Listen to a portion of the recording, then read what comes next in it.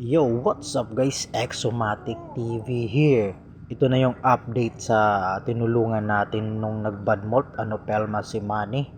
For today's video, try natin itong pakainin. Parang ilang days na to.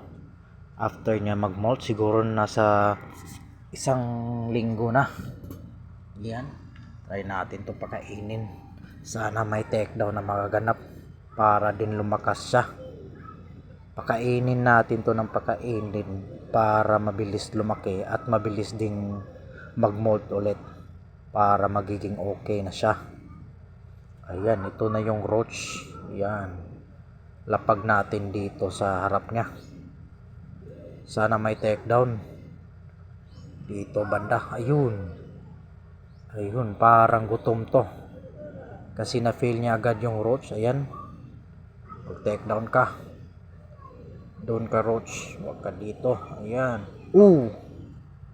Hindi niya nahuli. Ito pa nagtago.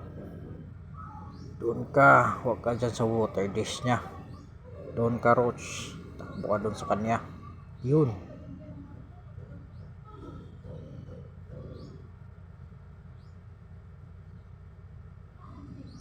Yun, try natin to slow mo guys kung ano nangyari. Doon ka roach, dito sa bandang ulo natin kunin. Ayun, pisain natin dito sa may ulo para hindi na masyadong gumalaw. Ayun,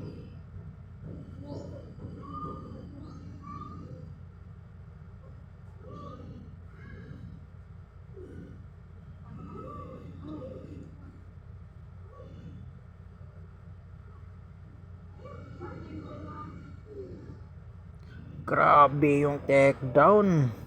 Kahit nagbad molt siya, may takedown pa rin. Ayun, sana maging okay na to. First time ko na makaganito ng nagbad molt yung aking alagang tarantula. For how many years ko nagkeep ng tarantula, ngayon lang ako nagbad molt yung tarantula. So ayun lang guys, Exomatic TV.